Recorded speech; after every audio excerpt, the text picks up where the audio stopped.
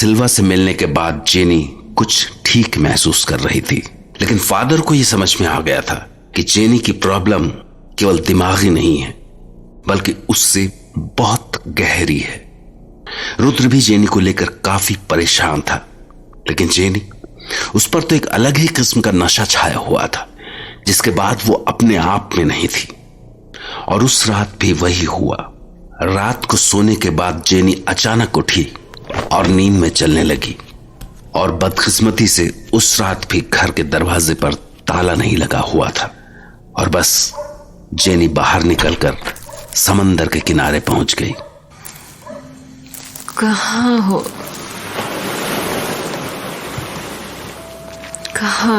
तुम? कहाँ हो तुम?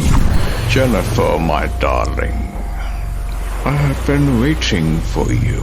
डैनी, my love, मैंने तुम्हें बहुत मिस किया। जेनिफर, तुम इतनी रात को बाहर आ गई और तुम्हें डर भी नहीं लगा? डर कैसा? मुझे तो मजा आता है। I like it. I love it. अक्सर लोग मुझसे डर जाते हैं, मुझसे दूर भागते हैं। But I love your company. मैं हमेशा तुम्हारे साथ क्यों नहीं रह सकती हूँ? Oh, my dear Jenny, मुझे तुम्हारी यही बात तो पसंद आती है। You are fearless. You are my favorite. And you are my favorite. You are a beast. A beast I love.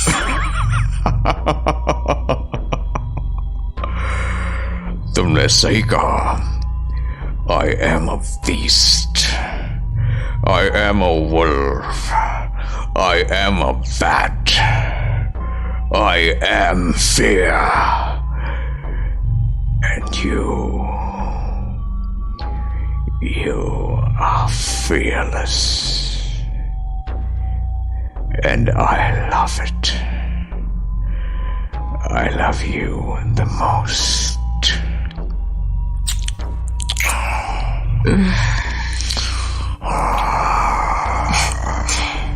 And Danny, do you know what I like most?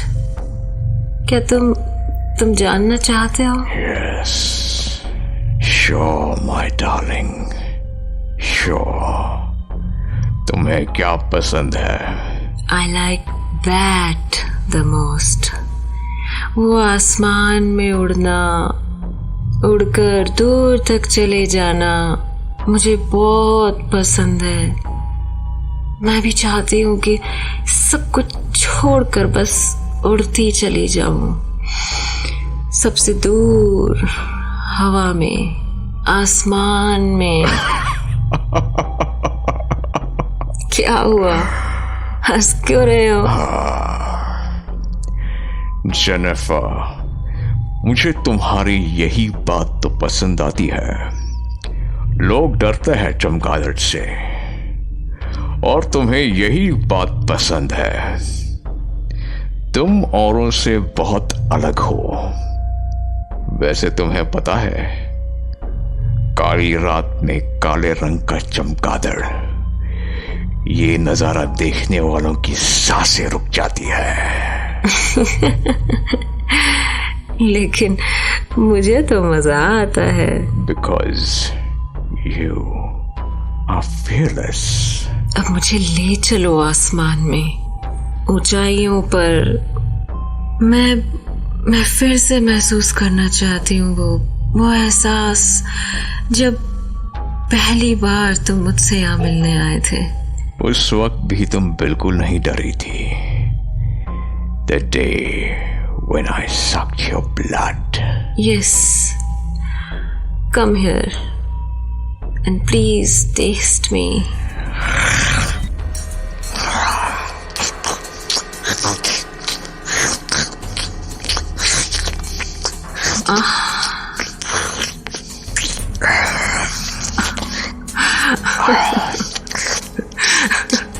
Are you loving it?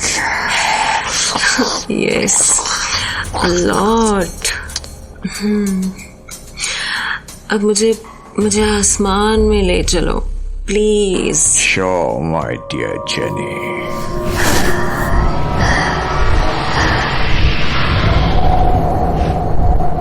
कैसा लग रहा है नजारा? Oh, Danny. Wow. Danny, I love you. I love you, Danny. Jenny अपने होश पूरी तरह खो चुकी थी. उसे नहीं पता चल रहा था कि उसके साथ क्या हो रहा है. डैनी उसके दिमाग पर पूरी तरह से छा चुका था. जेनी को पता ही नहीं चला कि वो कब उठकर समंदर के किनारे आई और पूरी रात वहीं गुजार दी. और सुबह जब रुद्र जेनी के घर पहुंचा तो उसे वहां न पाकर परेशान हो गया. मगर उसे अंदाजा हो गया कि जेनी इस वक्त कहां हो सकती है, इसलिए वो बिना वक्त गंवाए सीधा समंदर के किनारे पहुंचा. जेनी, जेनी, आखिर कहाँ हो तुम? ओ माय गॉड, जेनी की मदर को अगर इस बारे में पता लगा तो पता नहीं क्या होगा. वैसे वो हार्ट की पेशेंट है. नहीं, जेनी जरूर समंदर के पास ही होगी. वो पहले भी यहाँ जा चुकी है. मैंने उसे कहा था कि दरवाजा बंद करके रखना. उसे इधर ही होना चाहिए. वो कहीं दिखाई क्यों नहीं दे रही? उस तरफ देखता हूं, वहां कोई है. वो जेनी होगी. Jenny, jenny, Jennifer. हाँ रुद्र, तुम? हम यहाँ समंदर के पास? मगर मैं यहाँ कब आई? जेनी, मैं तुम्हारे घर गया था. तुम वहां नहीं थी. मुझे लगा तुम पहले भी एक बार रात को यहाँ आ चुकी हो, शायद इस बार भी. लेकिन तुम यहाँ क्यों लेटी हुई हो? रुद्र, मुझे सच में नहीं पता मैं यहाँ कब आई. मुझे तो इतना पता है कि रात को मैं कल जल्दी सो गई थी. फिर उसके बाद मैं ओह माय गॉड, क्या हो रहा है? जेनी, हिम्मत रखो. रुद्र, मुझे बहुत डर लग रहा है. मैं रात को अपने घर से इतनी दूर कैसे आ गई? ओह माय गॉड, मम्मी को तो पता नहीं लग गया इस बारे में? नहीं, मैंने उन्हें नहीं बताया है. जेनी, अब घर चलो. लाओ हाथ दो मुझे. ओह माय गॉड, तुम्हें तो फिर से फीवर है. रात को कितनी ठंड थी यहाँ, उसी का असर दिखता है ये. रुद्र, मुझे नहीं समझ आ रहा कि मेरे साथ ये आजकल क्या हो रहा है. और रुद्र. हाँ जेनी, बोलो ना, क्या हुआ? रुद्र, मुझे बड़े अजीब से थॉट्स आ रहे हैं. ऐसा लग रहा है जैसे चारों तरफ अंधेरा हो, हम सब पपेट्स के जैसे अपना रोल प्ले कर रहे हो, और मैं दूर बैठकर ये सब देख रही हूँ. रुद्र, क्या है ये सब? जेनी, ये सब बुखार की वजह से है. तुम अभी घर चलकर आराम करो. मैं फादर डिसिल्वा से इस बारे में बात करता हूँ. चलें फिर? जेनी, क्या हुआ? रुद्र, मुझे डर लग रहा है. मुझे ऐसा लग रहा है कि मैं तुमसे बहुत दूर जा रही हूँ. तुम कहीं नहीं जा रही हो, मैं तुम्हारे साथ ही हूँ. रुद्र, मेरे पास आओ. हाँ जेनी. रुद्र, मुझे छोड़कर कभी मत जाना. जेनी, मैं प्रॉमिस करता हूँ, मैं हमेशा तुम्हारे साथ रहूंगा, हमेशा. Now let's go. जेनी ने जिस बदहवासी से रुद्र से बात की थी, उससे रुद्र बहुत डर गया. वो समझ नहीं पा रहा था कि जेनी को आखिर हो क्या गया है. उसे लगने लगा था कि ये उसकी पहले वाली जेनी नहीं है. घर पहुंचने के बाद भी जब जेनी की हालत में सुधार नहीं हुआ तो रुद्र फादर डिसिल्वा से मिलने पहुंच गया। फादर, समझ नहीं आ रहा है कि जेनी को क्या हो गया है। वो जिस तरह से बातें कर रही है, ऐसा लग रहा है कि ये वो जेनी नहीं है। पता नहीं क्यों मुझे लग रहा है जैसे जैसे वो हमसे अलग होने वाली है। मुझे कुछ समझ नहीं आ रहा है कि ये क्या हो रहा है। पता नहीं उसके साथ क्या हो रहा है। दिन में तो वो एकदम ठीक रहती है, लेकिन रात होते होते उसे पता नहीं क्या हो जाता है। और एक बात और, पता नहीं उसका उस जगह से क्या रिलेशन है। वो बार बार वही समंदर के पास जाकर बैठ जाती है। मुझे तो ऐसा लग रहा है कि उसकी तबीयत बिगड़ने का उस जगह से कोई रिलेशन है।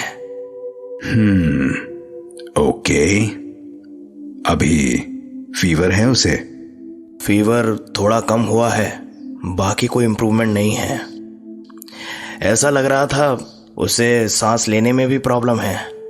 फिर तो हमें देर नहीं करनी चाहिए। तुम वेट करो, मैं अभी अपना बैग लेकर आता हूं। Yes father.